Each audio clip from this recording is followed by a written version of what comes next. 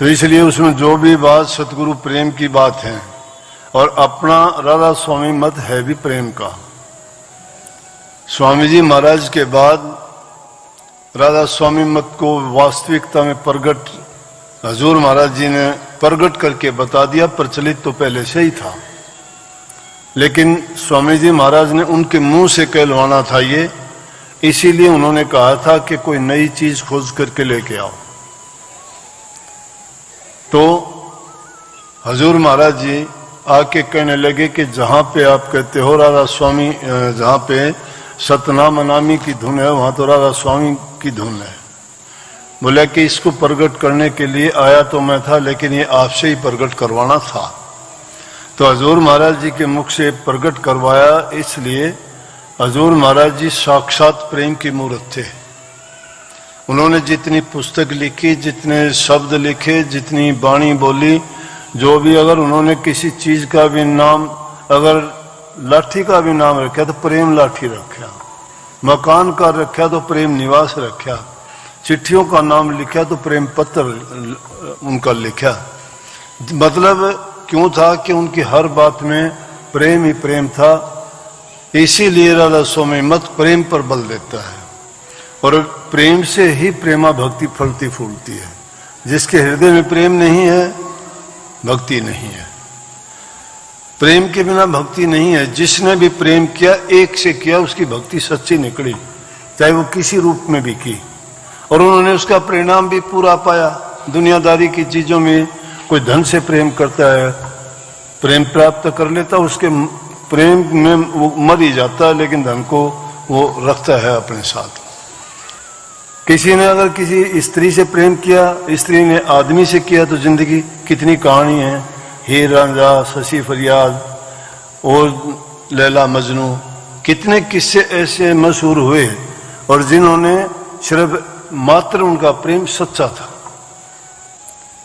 उसको बुराई की तरफ लेके ना जाएं, लेकिन जिसमें एक में जिसकी आस्था जुड़ी होती है वो सच्चा प्रेम होता है, और वही सच्चा प्रेम भक्ति का रूप है। अगर वही प्रेम एक सच्चे शिष्य का प्रेम भी स्त्री और पुरुष की तरह से होता है, क्योंकि शिष्य को गुरु उतना ही प्यारा लगता है जिस प्रकार से स्त्री और पुरुष का प्रेम होता है। गुरु और शिष्य का आशिक और मासूक जैसा नाता होता है।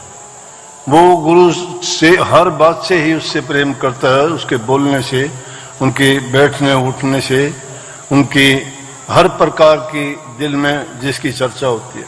और जो आदमी प्रेम नहीं करना जानता, भक्ति क्या खाक करेगा।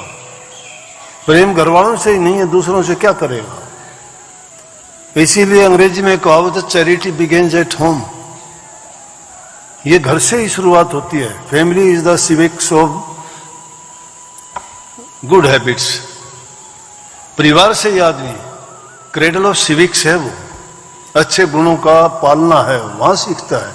जो जिस इंसान को परिवार में कुछ मिला वही बार भी करेगा वो। हम उनको अपने संस्कार बोलते हैं।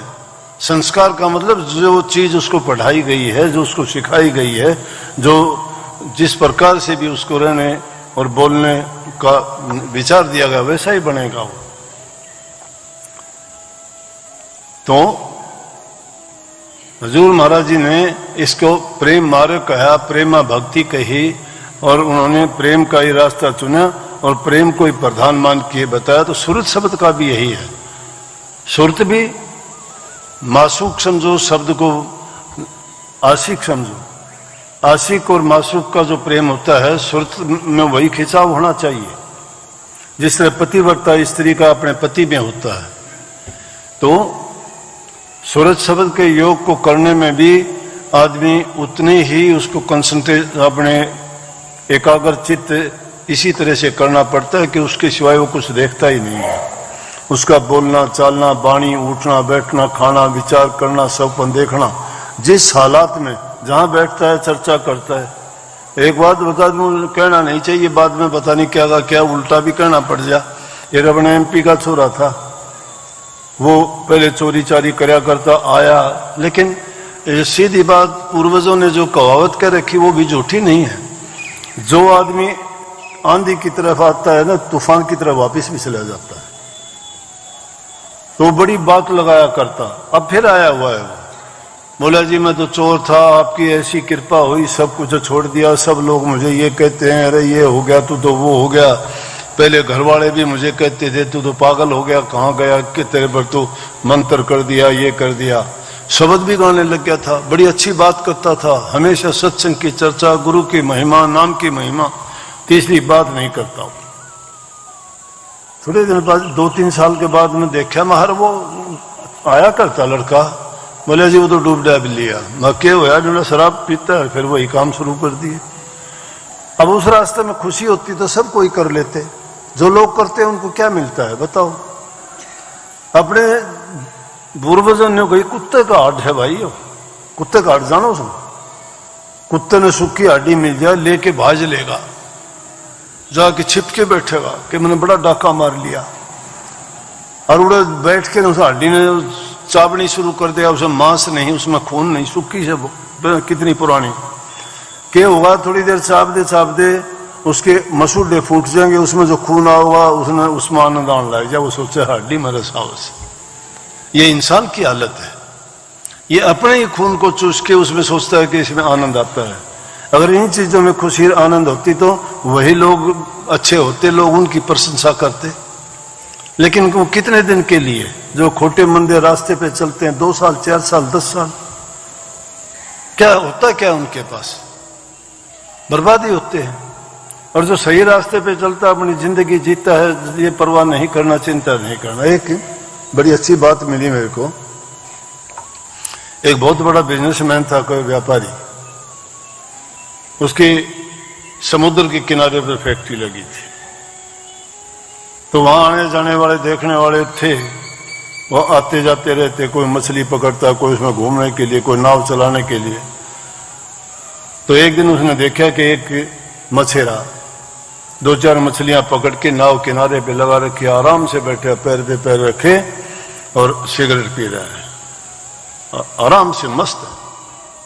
उसने जाके, जो व्यापारी आदमी था, उस फैक्ट्री का धनी, बड़ा धनवान था, पैसे वाला था, जाके उसकी तरफ देख के बोला क्या बात है, बोला थक गया, बोला नहीं, जितनी पकड़नी थी उतनी पकड़ ली। बोला 2-3 पकड़ी है तो, बोला और पकड़ लेता। बोला क्या करता पकड़ के, बोला उनको बेच के अच्छा तेरे पास पैसे हो जाते, फिर क्या होता। बोला 1 नाव की बजाय 2 ले आता, 2 की बजाय 5-7 भी हो जाती, हो सकता है पूरा फ्लीट हो जाता तेरे पास और ज्यादा पैसा आता, और ज्यादा पैसा कमा लेता। बोला फिर क्या हो जाता। बोले ये शिक्षा मुझे देने की जरूरत नहीं है, मुझे जो मिला हुआ है मैं उसी में संतुष्ट हूँ, मुझे इस चीज की कोई परवाह नहीं है। जो ज्यादा कमाता है, ज्यादा इकट्ठा कर लेता है, वो साथ लेके कोई गया है क्या। जब वो संदेशा आता है तो किसी को पता ही नहीं लगता कब जाना होगा, पता ही नहीं होता इंसान को तुझे जाना कब है। जोड़ जोड़ के धरता है, किसी की बुराई, किसी की गालियां, किसी की निंदा, किसी से कुछ ऐसी वैसी उसको बातें सुननी पड़ती हैं, लेकिन जाता क्या है साथ, पूरी जिंदगी चैन नहीं लेता इंसान। हाय हाय तौबा, हाय तौबा, ये मेरा वो मेरा, क्या मिलता है उससे। शांति से अगर आदमी अपना जीवन जिए, ये है कि उस मालिक से संतोष, जैसी आप और हम सत्संग की लाइन कहते हैं, सीधी कबीर साहब ने कही, साईं इतना दीजिए जिसमें कुटुंब समाये, मैं भी भूखा ना रहूं, आया न भूखा जाए। कि मुझे इतना दो बस, ज्यादा दोगे तो बिगड़ जाएगा काम, बुद्धि को भ्रष्ट कर देगी। क्यों, धन के पाने से तो आदमी पागल हो जाता, धतूरे के और नशे की चीज तो खाने से पागल होता है, ये मिलने से ही पागल हो जाता है। कई एक कनक कनकते 100 गुणी मादकता अधिकाय, वह खाए बोरा हरिया खाए बोरात पाए बोरात। कि उसके तो खाने से आदमी का दिमाग खराब होता है, लेकिन ये माया तो जिसके पास आ जाती है उसकी बुद्धि को भ्रष्ट कर देती है। सब उल्टे काम, जिनके कितना भी उनके पास कुछ भी हो जाए संतुष्टि नहीं होती। इसलिए उन चीजों में ना पड़ के आदमी अपना समय पर काम करे, ठीक करे, मेहनत करे। उसके बावजूद भी अगर कोई दिक्कत होती है तो कोई बात नहीं, वो भी मालिक की रजा और मौज समझ के कभी न कभी अपने आप अच्छा होगा, अपने आप संभाल करेंगे।